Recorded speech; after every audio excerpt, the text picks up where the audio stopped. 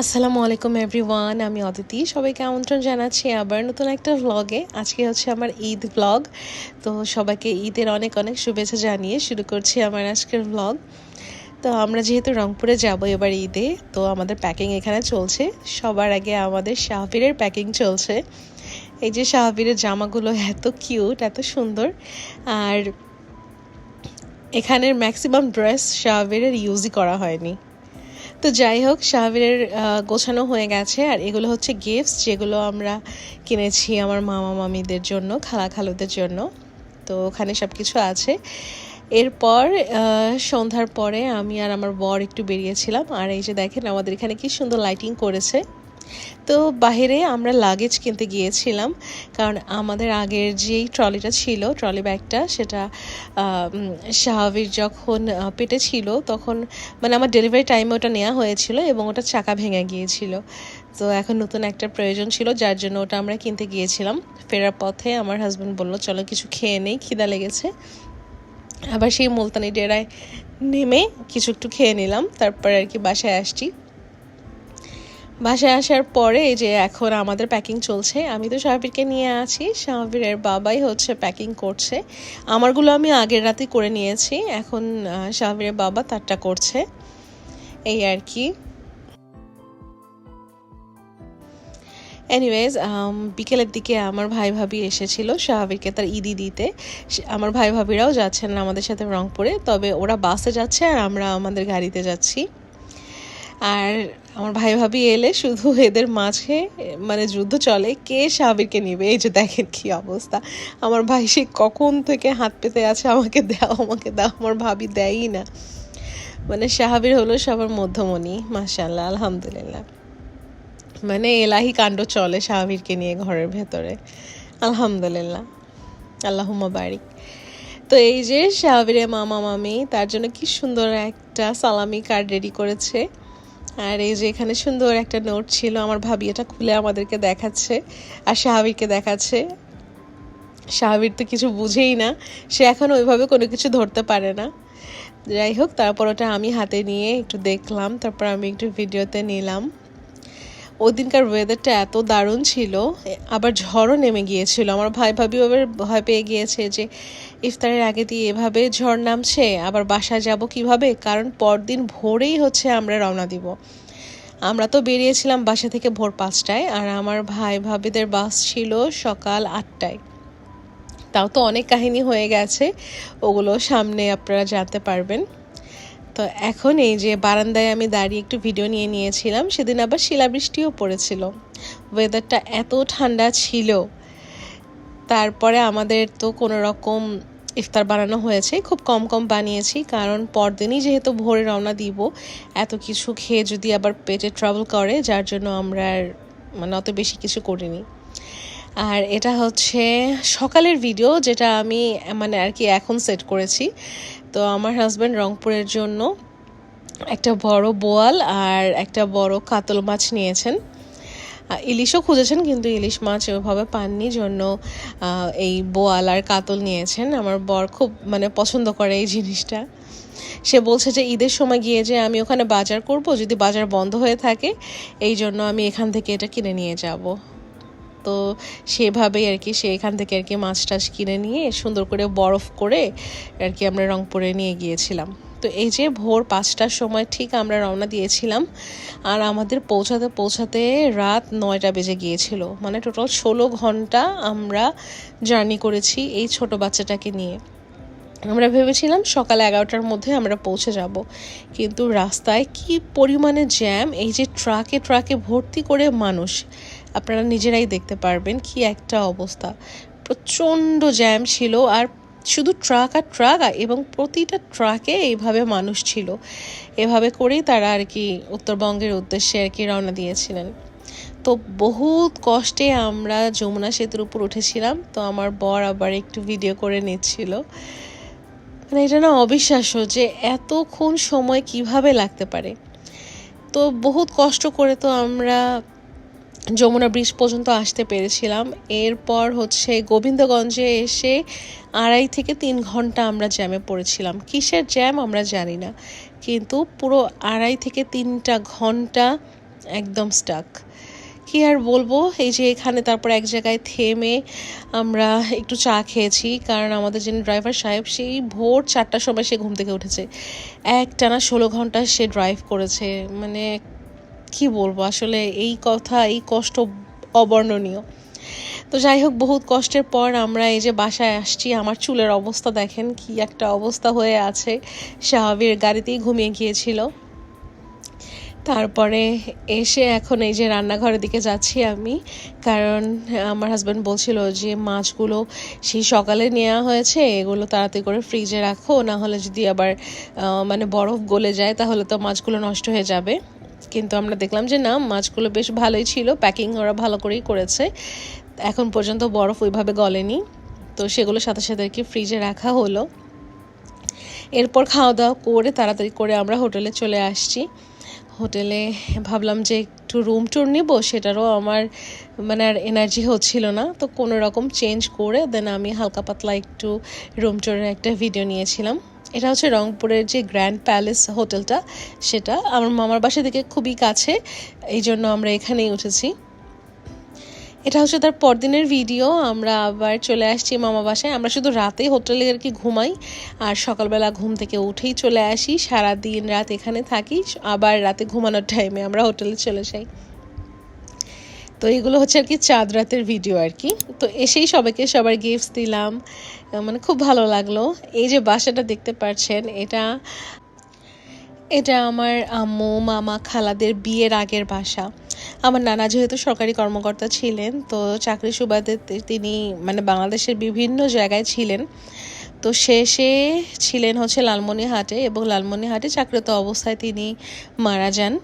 তো আমার নানা না এই রংপুরে একটা জমি কিনে রেখেছিলেন। তারপর আমার নানা মারা যাওয়ার পর স্বাভাবিক কোয়ার্টার ছেড়ে দিতে হবে, সরকারি কোয়ার্টার ছেড়ে দিতে হবে। তারপর রংপুরে এই বাসাটা বানানো হয়। তারপর থেকেই সবাই এখন রংপুরে সেটেল। তারা আসলে হচ্ছে সিরাজগঞ্জের মানুষ, কিন্তু নানা যেহেতু রংপুরে জমিটা কিনেছিলেন আর নানার মৃত্যুর পর এখানে বাড়ি করা হয়েছিল, সেই থেকে সবাই এখন রংপুরে সেটেল। তো এই হলো কাহিনী। তো এই বাসা অনেক পুরাতন একটা বাসা, অনেক স্মৃতি এই বাসায়। আমি শুধু চিন্তা করি যে আম্মু যখন আসছে তখন আম্মু না কত ভালো লেগেছে এই বাসায়।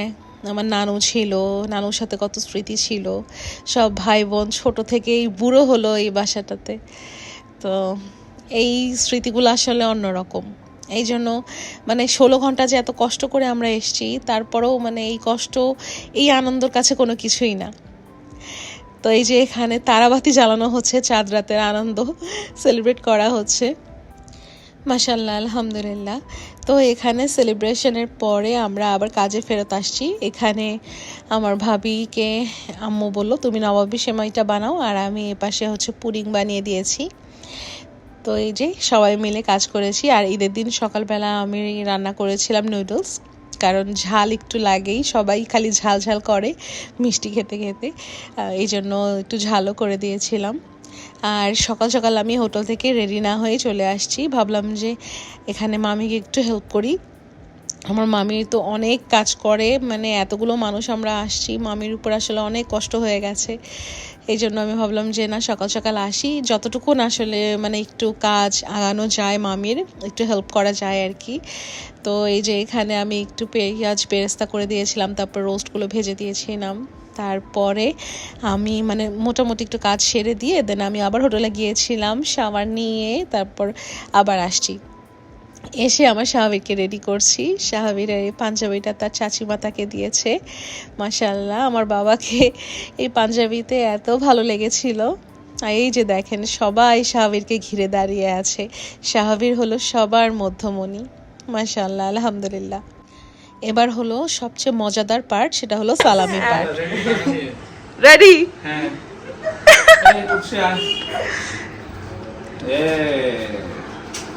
Thank you very much. Welcome.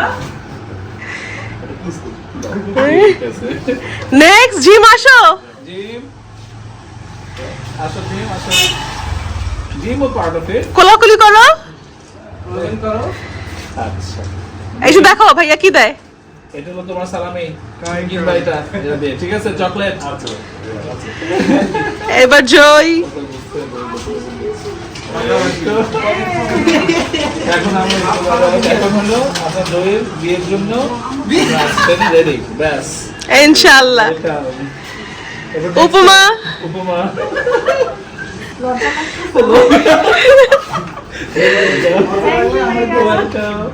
এবার হলো অভি ব্যাস অভিও আছে থ্যাংক ইউ সোহাগ ভাই, কুকুরটা তো আবার একটু বেশি বড় তো সোহাগ ভাই আসেন। হ্যাঁ। সোহাগ আসো দাঁড়াও সোহাগ সোহাগ হ্যাঁ আসো আসো সোহাগ হলো কোলাকুলি আচ্ছা আর কি বাকি এইবার তা আমি শুরু থেকে সবার ভিডিও করে দিয়েছিলাম জন্য আমি সবার শেষে সালামি নিয়েছিলাম।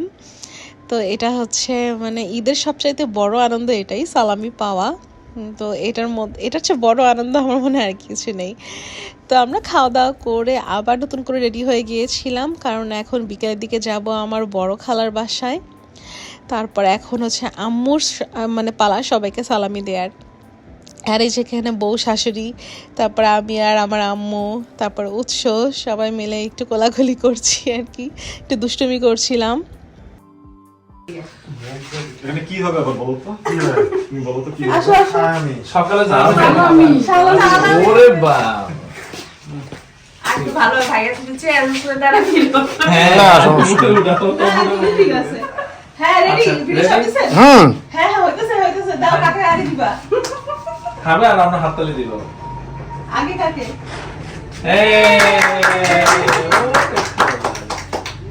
চন্দন শুভে আরো টাকা একটু বেশি পাইছি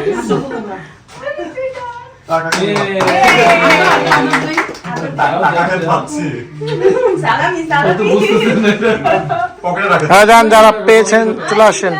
থ্যাংক ইউ বলে। পকেটে পকেটে পকেটে দিল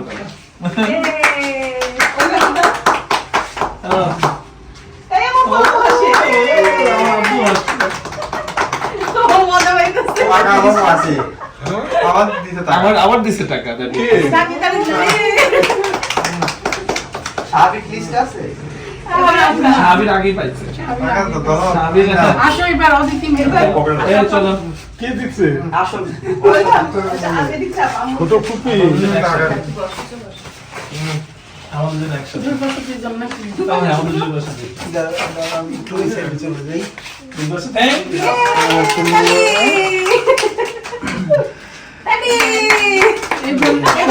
ও সোহাগ আছে ভেরি গুড যাও কাটুন এটা কাটুন। না না সমস্যা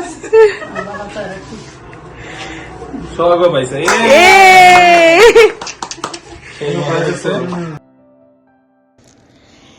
তো আম্মুর সবাইকে সালামি দেওয়ার পর্ব শেষ। এরপর আমরা চলে এসেছিলাম আমার বড় খালাদের বাসায়। তো ভিডিওর প্রথমে যাকে দেখলেন তিনি হচ্ছেন আমার বড় খালু, আর আমার আম্মুর পাশে বসে আছে আমার খালা, বড় খালা। তো এই যে এখানে আমার কাজিনরা, কাজিনের ওয়াইফ সবাই আছে এখানে। আমার ঠান্ডা এখনো ভালো হয়নি। তো এই যে খালা আমার বাবুকে কোলে নিয়ে বসে আছে, আর এই যে খালু, খালু বাচ্চা যে আদর করে যা বলার বাহিরে। তো খালু খুব করে বলেছিল যে আমাদেরকে দাওয়াত দিবে, কিন্তু আমরা কোনোভাবেই এটা রাজি হইনি, কারণ খালুর বয়স হয়ে গেছে। আসলে এখন এর মধ্যে আর কোনো ঝামেলা তাদেরকে আমি দিতেই চাচ্ছিলাম না, যার জন্য আমরা বলেছি যে আমরা প্রতিদিন এসে দেখা করে যাব, কিন্তু কোনো দাওয়াত নিব না। তো রাতে আবার খাওয়া দাওয়া করে দেন আমরা হচ্ছে হোটেলে চলে গিয়েছিলাম। এটা হচ্ছে তার পরদিনের ভিডিও। আমরা আসলে হোটেলের কোনো কিছুই ঠিকমতো ভিডিও করতে পারিনি। তো সকাল সকাল ব্রেকফাস্ট করতে আসছি। ব্রেকফাস্ট তো আর কি বুফে থাকে, কিন্তু গেস্ট কম থাকায় সেদিন আর মানে বুফে ছিল না। তো আমরা আর কি অর্ডার করে আর কি নিয়েছিলাম। তার আগে বললাম যে আমার হাজব্যান্ডকে যে এখন এখানে যেহেতু কেউ নেই, তো পুরো রেস্টুরেন্টটা আমাকে একটু ভালো করে একটা ভিডিও করে দাও, আমি আমার ব্লগে অ্যাড করব। আর এই যে এখানে শাহাবিরকে নিয়ে আমি বসে আছি। শাহাবির মাশাল্লাহ এত চুপচাপ ছিল, তো সবাই না শাহাবিরকে দেখে একটাই কোয়েশ্চেন করে, আচ্ছা বাচ্চাটা কি কান্না করে না? শাহাবির কান্না করে। শাহাবির যখন খুব খিদা পায় বা খুব ঘুম পায় তখনই শাহাবির কান্না করে। তো যাকে এখানে আমরা নাস্তা করে আবার বাসা চলে গিয়েছিলাম। তারপর বিকেলের দিকে আমরা বেরিয়েছিলাম, আমরা যাব একটু তিস্তা ব্রিজের দিকে। তারপরে আমরা এখানে সবাই মিলে গেলাম। আমার কাজিনও ছিল। তারপরে আমরা এখন যাচ্ছি তিস্তার উদ্দেশ্যে। আমি এর আগে আসছিলাম কি না আমার মনে নেই, আমার মনে হয় না আসছিলাম, আমি প্রথমেই বোধহয় আসলাম এখানে। আর রংপুরের রাস্তাঘাট এত সুন্দর, চারিপাশে গাছ। যাওয়ার সময় দেখি এই যে ক্ষেতের মধ্যে মানে আলুর ক্ষেতে সবাই আলু তুলছে, দেখতে কি যে ভালো লাগছিল। তো আমার কাজিনটা বলছিল যে এখন আলু তুলছে, এরপর ধান লাগাবে। তো এই জিনিসগুলো কিন্তু আমরা শহরে খুব মিস করি, এগুলো কিন্তু পাওয়াই যায় না, দেখাই যায় না। তো এখানে এসে এই সমস্ত কিছু দেখে খুবই ভালো লাগলো।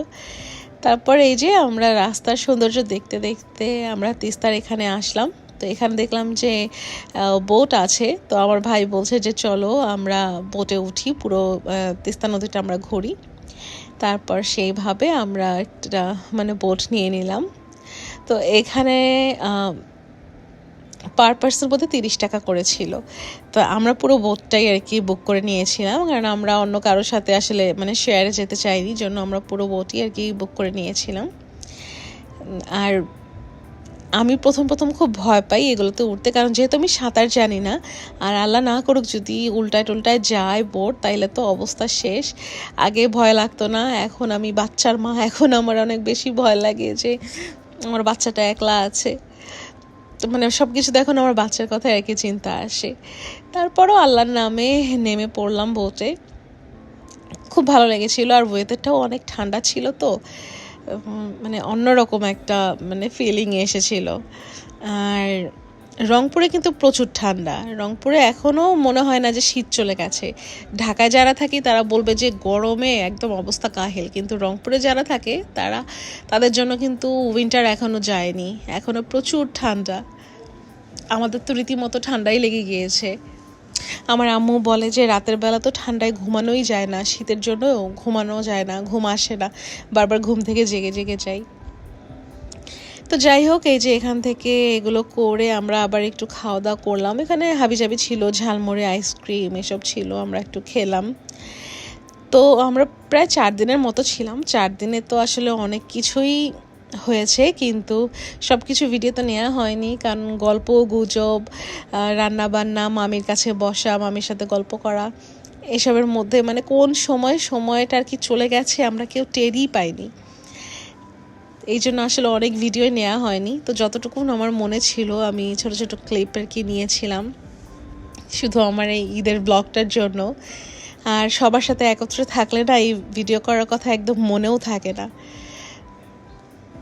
তবে আমাদের মানে সময়টা এবার খুব সুন্দর কেটেছিল, এবারের ঈদটা অন্যরকম সুন্দর কেটেছিল। এসবের মধ্যেও একটা ঝামেলা হয়ে গিয়েছিল, এই যে অটোরিকশাগুলো এসে আমাদের গাড়িকে একদম লাগিয়ে দিয়েছিল, তো ওটা নিয়ে সবার মন খারাপ ছিল। এসবের মধ্যে দিয়ে আর কি আমরা আর কি এখন আবার ঢাকার উদ্দেশ্যে রওনা দিয়ে দিলাম। মানে রংপুরে যাওয়ার সময় 16 ঘন্টা লেগেছিল, কিন্তু রংপুর থেকে আসার সময় মাত্র 3.25 ঘন্টায় আমরা ঢাকাতে পৌঁছে গেছি, আলহামদুলিল্লাহ। তো এই যে পৌঁছে এখন আমরা আমাদের বাসাতেও চলে আসছি। তো এই ছিল আমার আজকের ব্লগ, আমার ঈদ ব্লগ। যদি সবার ভালো লেগে থাকে তাহলে like, comment, share and subscribe করে দিতে পারেন। দেখা হবে ইনশাআল্লাহ নেক্সট ব্লগে। টিল দেন টেক কেয়ার, আল্লাহ হাফেজ।